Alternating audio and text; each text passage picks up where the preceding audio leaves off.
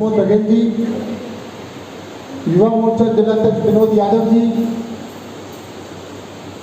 जिले में मंत्री कुंदेश गुप्ता जी, जिला प्रवक्ता शमकेश जी, आईटी का काम देख रहे वाले अभिषेक दुबे जी, विनय जी, और हमारे बीच में दलीप चौहान जी, कुंडू जी, मास्टर लियाकत अली जी, आर.एस. चौहान जी, किसान मोर्चे से चौधरी त्रिलोक सिंह जी, महामंत्री कृष्णा जी, बघेल साहब, गुप्ता जी, मुन्नालाल जी, नेक स्वरूप जी, रजनी जी, और यहाँ पर बैठे हुए हमारे सभी वरिष्ठ कार्यकर्ता बंधु साथियों, मनोज झा जी, हमारे मंत्री। आवाज क्लियर आ रही है या नहीं आ रही, पहले बताओ। आ रही है? आज मैं सिर्फ एक बहुत सिंपल सा विषय लेना चाहूंगा। हमारे देश में इससे पहले भी बहुत महामारियां हुई, जैसे एड्स की बीमारी हुई, उसका टीका हमारा देश नहीं बना पाया। पोलियो की बीमारी हुई, उसका टीका भी हमारा देश नहीं बना पाया। खसरे की बीमारी हुई, उसका टीका भी हमारा देश नहीं बना पाया। डिप्थेरिया की बीमारी हुई, उसका भी टीका हमारा देश नहीं बना पाया। मलेरिया का भी टीका नहीं बना पाया। चिकन पॉक्स का भी टीका नहीं बना पाया, और स्वाइन फ्लू का भी टीका नहीं बना पाया। मतलब कोई भी टीका हमारा देश नहीं बना पाया। हमारा देश इतना पिछड़ा था, और इन सब टीकों को हम आयात करते थे, और आयात करके हम अपने देश में इस्तेमाल करते, यानी हमारी कितनी पैसा विदेशों में जाता है। लेकिन कोरोना का टीका हमारे देश में बना। अगर कोरोना का टीका हमारे देश में नहीं बनता तो क्या होता, ये कल्पना करो। सबसे सस्ती दवाई स्पुतनिक जो अभी उसका टीका बना हुआ है, उसकी कीमत 995 रुपए है। अब आप कल्पना करो कि 995 रुपए का अगर टीका भारत सरकार को खरीदना पड़ता, तो टीके खरीदने पड़ते हमको। 135 करोड़ जनता है, तो टीके कितने खरीदने पड़ते? 270 करोड़। और 270 करोड़ टीकों की जो कीमत होती, वो होती 2,70,670 करोड़ रुपया। कहां से आता? देश कैसे सह पाता? आज ये भी विरोधी दल जो है वो दुनिया भर का शोर मचा रहे हैं, लेकिन हिंदुस्तान के वैज्ञानिकों ने, हिंदुस्तान के डॉक्टरों ने और हिंदुस्तान की सरकार ने इनके पीछे खड़े होकर के देश में टीका बनाया, और उसकी कीमत 200 रुपए, और वो भी फ्री। हर व्यक्ति को फ्री टीका लग रहा है। ये एक बहुत बड़ी उपलब्धि है, और जो सीधे हमसे जुड़ी हुई। अगर टीका हमारा भारत नहीं बना पाता, तब इस टीके के आयात पर लगे रहते, देशों के सामने गिड़गिड़ाते रहते। टीका हमें कब मिलता, कितना मिलता, कितना लग पाता, तीसरी लहर को से हम बच नहीं सकते। आज हम दावे के साथ कह सकते हैं कि हमारी जो तैयारियां हैं तीसरी लहर से बचने के लिए, इसमें टीका बहुत महत्वपूर्ण भूमिका निभा रहा है। टीका लग करके हम सबको बचा रहे हैं, और ऐसी सरकार हमारे बीच में है जो सिर्फ और सिर्फ देश और हमारे बारे में सोच रहे, हमारे विषय को लेकर के सोच रही है। बहुत विषय जिस पर बोला जा सकता है, लेकिन यहां हम सब कार्यकर्ता हैं। ये सौभाग्य सिर्फ हमारे देश को मिला है कि सबसे सस्ती और सबसे बढ़िया टीका जो है वो हमने बना करके दिखाया, और लगभग 50 करोड़ लोगों को अब तक टीका लग चुका है। और लगातार जैसे जैसे टीका आगे बढ़ रहा है वैसे वैसे हम तीसरी लहर से बच रहे हैं। तो ये हम तो मन से मोदी जी को धन्यवाद करना चाहेंगे, मन से भारत सरकार को धन्यवाद करना चाहेंगे और निश्चित तौर पर पब्लिक में इस बात पे होना चाहिए, अगर हमारी सरकार नहीं होती, ये टीका नहीं बनता, तो इस महामारी से भारत को बचाना बहुत मुश्किल हो जाता। हमारे विरोधी दल कहते हैं भाजपा का टीका हम नहीं लगाएंगे और चुपचाप जाकर के टीका लगवा लेते हैं। हमारे विरोधी दल टीके पर उंगली उठाते हैं और चुपचाप जाकर के टीका लगवा लेते हैं। तो ये भाई को समझने की बात है कि बाकी सब दोगली नीति पर चल रहे हैं और हम सिर्फ और सिर्फ देश को बचाना, अपने नागरिकों को बचाना, अपने बच्चों को सुरक्षित रखना, इस पर सरकार काम कर रही है। मैं बहुत अधिक समय न लेते हुए सिर्फ 2-3 बात आपको कहना चाहूंगा। हमने घोषणा पत्र में स्पष्ट कहा था राम मंदिर बनाएंगे, जो भी थोड़ी देर पहले कहा कि जो किया वो करा या जो कहा वो करा। हमने खुले तौर पर कहा था कि राम मंदिर बनाएंगे। आप सबके सहयोग से हमने राम मंदिर बना करके दिखाया। और जब मैं आप सबके सहयोग की बात कहता हूं तो आप सबका सहयोग कैसे है? आप सबने वोट दे करके हमारा यहां सांसद जिता के भेजा, संसद के अंदर बहुमत में आए और हमने राम मंदिर बनाकर दिखाया। धारा 370 को हमने स्पष्ट हमारे घोषणा पत्र में था कि धारा 370 खत्म करेंगे और हम बहुमत में आए, हमने धारा 370 खत्म करके दिखाई। हमने सीए यानी जो हिंदुस्तान के लोग हैं अगर वो बाहर जाकर के प्रताड़ित हो रहे हैं, उनको दंडित किया जा रहा है, उनको प्रताड़ना दी जा रही है, तो भारत उनकी नागरिकता आए और हम उनको नागरिक बनाएंगे। हम उनकी नागरिकता देंगे और हम उनको अपने देश के अंदर बसाएंगे। हमने सर्जिकल स्ट्राइक करके दिखाई। हमने चाहे पाकिस्तान हो और चाहे चीन हो, पहले पाकिस्तान गुर्राता था और अब हम चीन पर गुर्राते हैं। अब चीन की हिम्मत हमारे ऊपर उंगली उठाने की नहीं है। ऐसा कुशल नेतृत्व हमें मिला है और जिसने पूरे विश्व के अंदर भारत को एक महान ताकत के रूप में देखा। आपने देखा होगा इससे पहले जितनी सरकारें होती थी उन पर भ्रष्टाचार के आरोप लगते थे, चाहे प्रेफरेंस घोटाला हो, चाहे सीएजी घोटाला हो, इतने घोटाले के आरोप लगते थे कि एक बहुत लंबी हिस्ट्री होती थी। कोयला घोटाला हो, माइंस घोटाला हो, चीनी घोटाला हो, पनडुब्बी घोटाला हो। लेकिन आपकी सरकार के ऊपर 7 साल के अंदर एक भी घोटाले का आरोप नहीं लगाया। इसको कहते हैं कि घोटाला रहित सरकार बनाना और घोटाला रहित सरकार चलाना।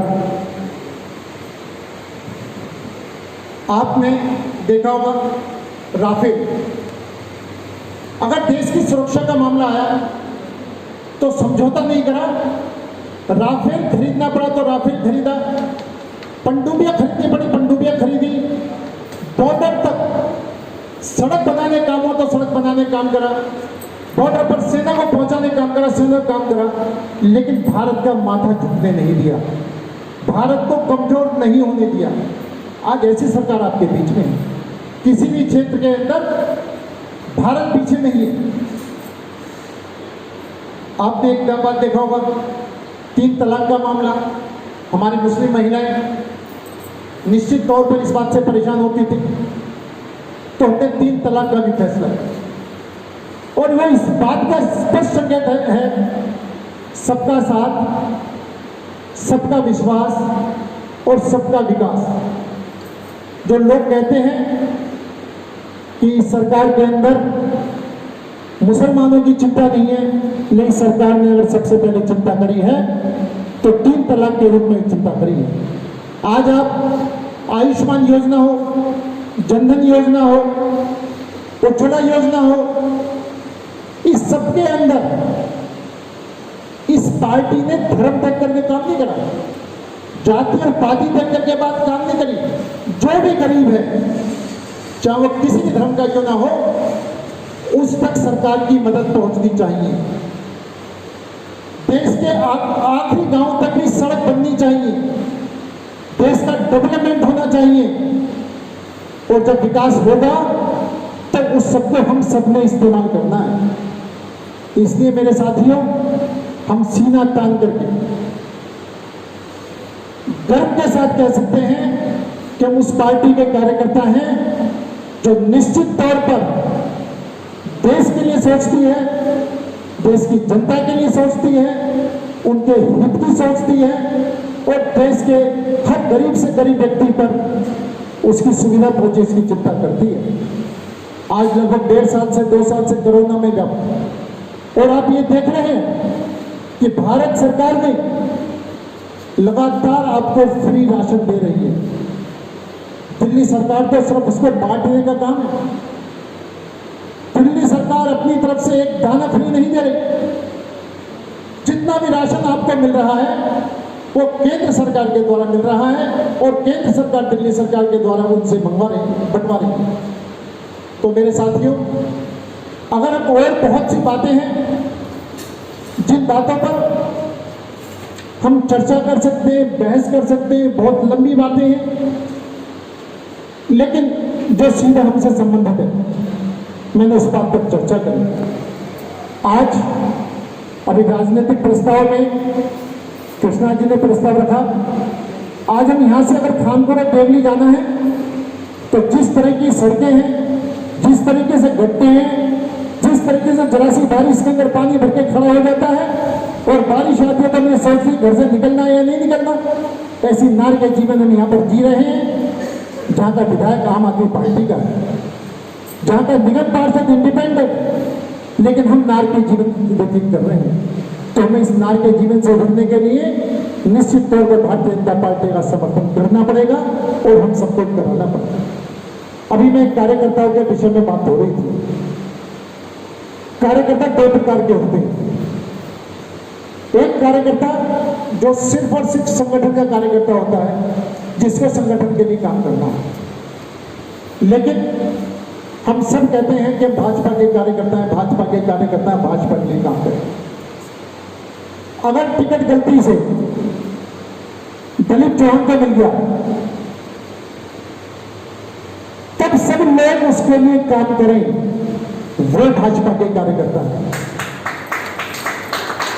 जब वो भाजपा के कार्यकर्ता है, वो भी दलीप चौहान को टिकट मिल गया, अनिल गोयल को टिकट नहीं मिला, अनिल गोयल काम नहीं करेगा, अनिल गोयल की टीम काम नहीं करेगी, तो वो भाजपा के कार्यकर्ता नहीं है, वो अनिल गोयल के कार्यकर्ता है। उन्होंने आज तक भाजपा के लिए काम नहीं करा, अपने लिए काम करा।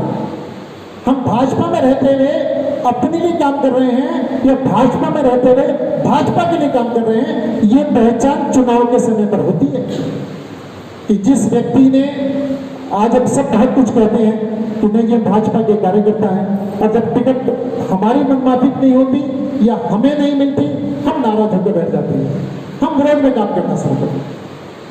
तो इसलिए हम सबको तय करना है कि भाजपा के कार्यकर्ता हैं या किसी व्यक्ति विशेष के कार्यकर्ता। और जब हम किसी व्यक्ति विशेष के कार्यकर्ता होंगे तो निश्चित तौर पर हमारे मन में कहीं ना कहीं कुंठा रहेगी, कहीं ना कहीं नाराजगी रहेगी। और जब भाजपा के कार्यकर्ता रहेंगे तो निश्चित तौर पर हमें कोई नाराजगी नहीं रहेगी। पार्टी जिसको भी टिकट देगी उसके लिए हम सबको काम करना है।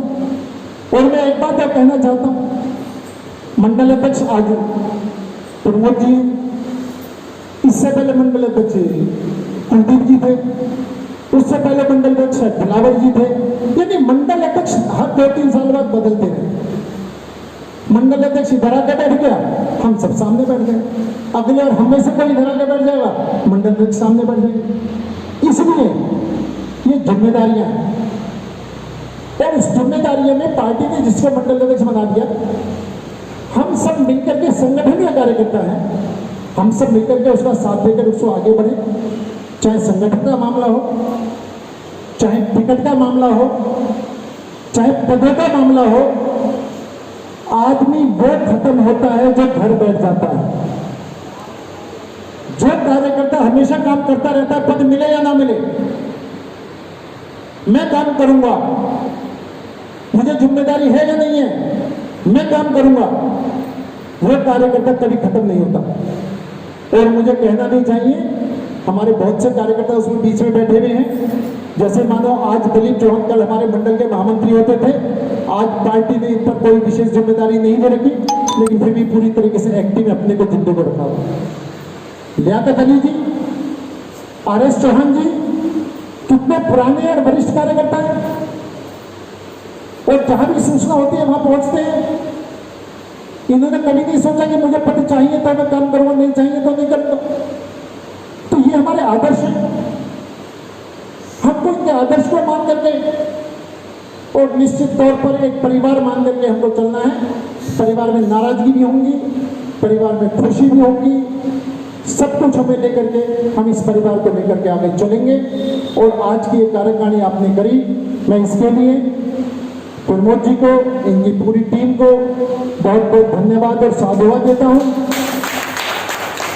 मेरा मन तो इसमें लास्ट तक रुकने के लिए था, लेकिन मुझको इस तरीके से 4 मंडलों में और जाना है, और जब 4 मंडलों में और जाना तो इसलिए मैंने निवेदन करा मंडल अध्यक्ष से कि मुझे पहले बुलवा करके भेज दिया जाए, तो जिससे कि बाकी सब मंडलों में टाइम से मैं जा सकूं और आपके मंडल के में ये ना हो कि वार्ड 77 के जो कार्यकर्ता वो लेट लतीफ आते हैं।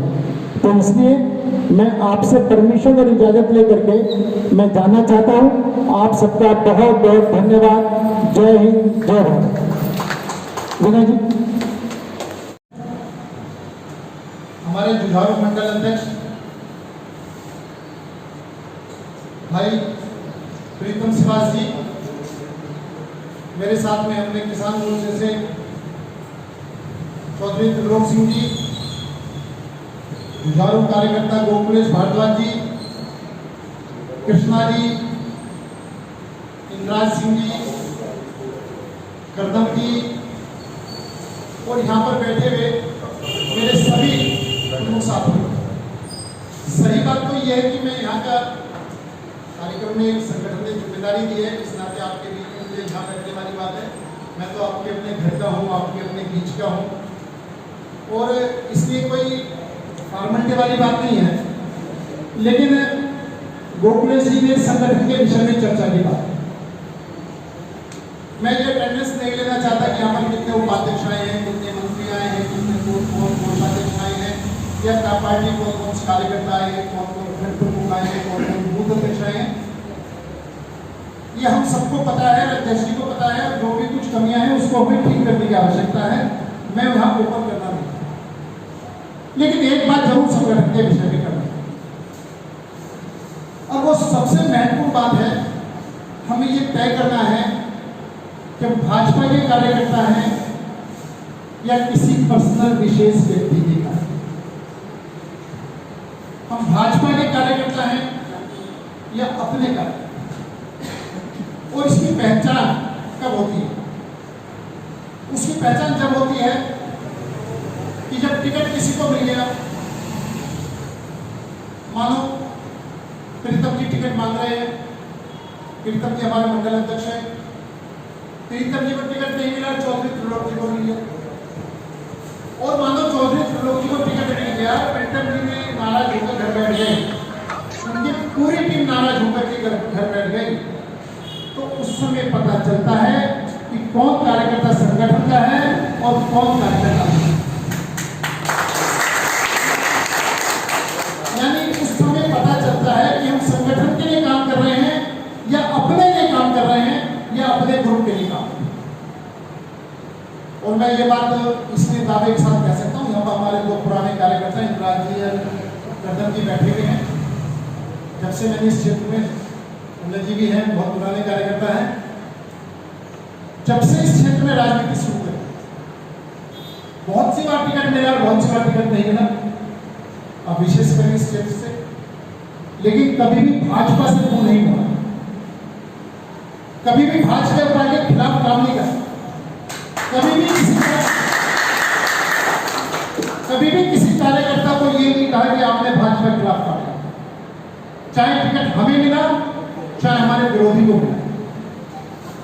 यही कार्यकर्ता की पहचान है, और इसी पहचान को कायम करके हम आगे बढ़ेंगे तो निश्चित तौर पर हमको गर्व होगा कि हम उस पार्टी के कार्यकर्ता हैं जहां पर सबसे पहले पार्टी है और सबसे लास्ट में मैं। और आज हमारी कार्यकारिणी की बैठक है और इस कार्यकारिणी की बैठक के अंदर हमें कहना नहीं चाहिए, हमें सीना तान करके हर एक के इस्तेमाल देना बहुत सौभाग्य है। हमारी केंद्र सरकार ने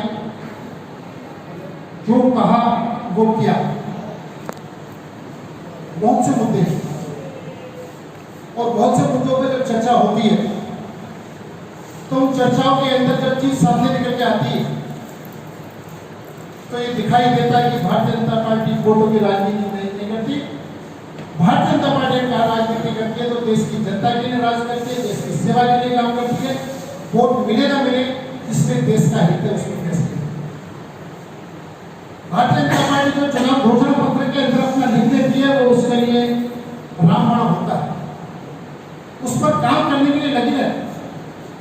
अब जैसे एक बार टीवी डिबेट पर मैं बैठा, टीवी डिबेट पर बैठते एक बार राम मंदिर का मुद्दा हुआ, हमने हम सीधा ठोक करके कह के आएंगे राम मंदिर बनाएंगे। आप सीधा ठोक के कह दो हम राम मंदिर नहीं बनाएंगे, वो कहने की हिम्मत नहीं। लोगों को गुमराह करने की हिम्मत, लोगों को गुमराह करना और गुमराह करके देश की प्रगति में बाधित करना। यूं जाने क्यों नहीं, ये आपकी बिल्कुल साथ में रोड है, रोड दिल्ली सरकार ने बनानी है, रोज कोई ना कोई गाड़ी फंसी रहती है, हम निकल नहीं सकते। जरा सी बारिश आती है तो बारिश आने के बाद में घर से निकलने से पहले 10 बार में सोचना पड़ता है कि हम बाहर निकले या ना निकले, बच्चों को तो भेज ही नहीं सकते। ये सब चीज हमारे सामने। और आगे बात देखा होगा वैक्सीन के बारे में। आज तक जितनी भी महामारी हुई, किसी भी महामारी की वैक्सीन भारत ने नहीं बनाई और वो हमेशा वैक्सीन उन्होंने आया किया। सिर्फ भारत ही एक ऐसा देश है। अभिषेक जी आओ, हमारे अभिषेक जी हमारे बीच में आए हैं। मैं चाहूंगा जोरदार तालियों से अभिषेक जी का स्वागत करें।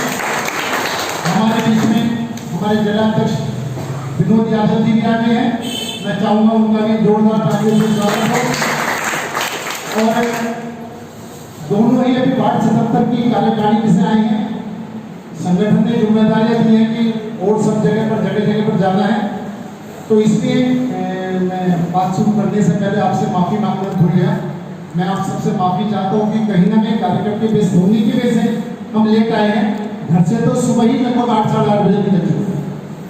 तो एक विषय की हमने वैक्सीन बना करके हर गरीब को वैक्सीन दी, और अगर ये वैक्सीन विदेश से आती तो देश सबको स्वस्थ नहीं रख सकता था, सबको वैक्सीन नहीं पिला सकता था, लगा सकता था, और बहुत बड़ी महामारी आज हमारे सामने है। तीसरी लहर से बचने के लिए मेडिकल सोर्स को बनाना, ऑक्सीजन प्लांट लगाना, डॉक्टरों की टीम तैयार करना, ये हमारे सामने चुनौती है। और आज संसद में हंगामा कर रहे हैं जासूसी कांड को। अब ये बात नहीं समझ आ रही है, जिसकी जासूसी हुई है वो अपना मोबाइल क्यों नहीं दे देता? उसको भारत सरकार की पुलिस पर विश्वास नहीं है, उसको भारत सरकार के न्याय पर विश्वास नहीं है, उसको भारत सरकार की लैब पर विश्वास नहीं है, तो इटली की लैब पर तो विश्वास होगा। इटली की लैब से तो मोबाइल की जांच करा दी कि पहले किसने जासूसी करी है। इन्हें देश को आगे बढ़ने की चिंता नहीं है, देश में आगे आने वाले भयानक खतरे की चिंता नहीं है। तीसरी लहर से पूरा विश्व भयभीत है।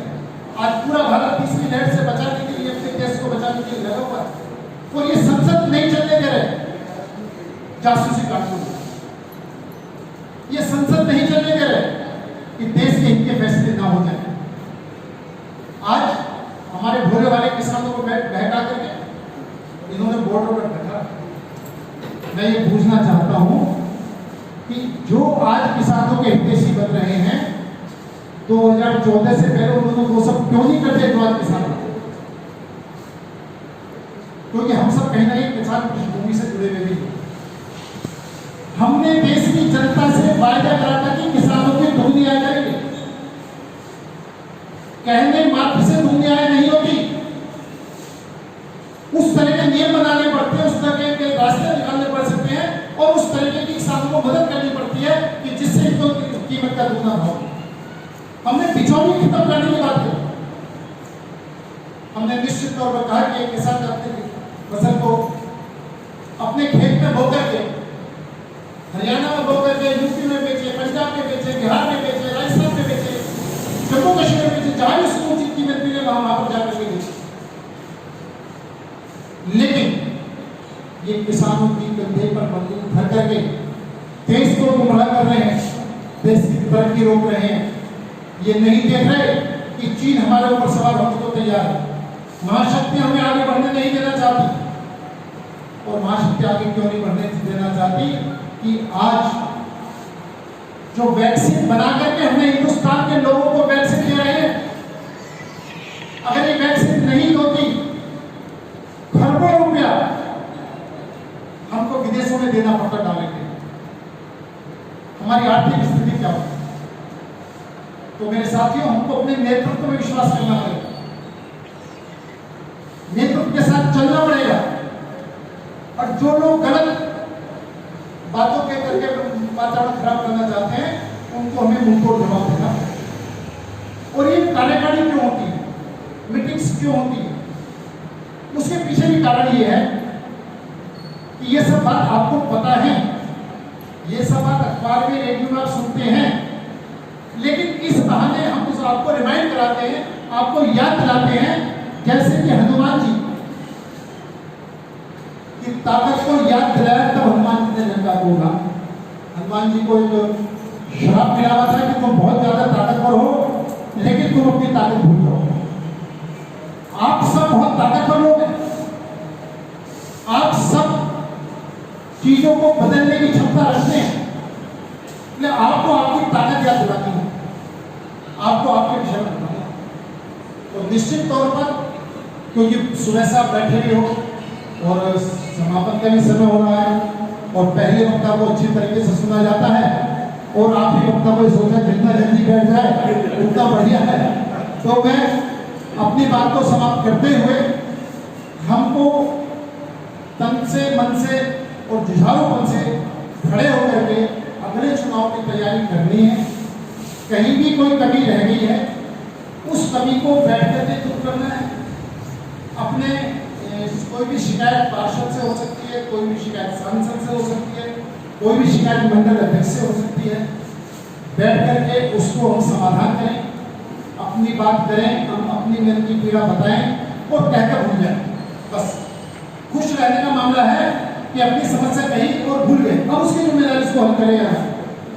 और एक बात और मेरे कार्यकर्ता बंधुओं का, ये मेरा अनुभव है,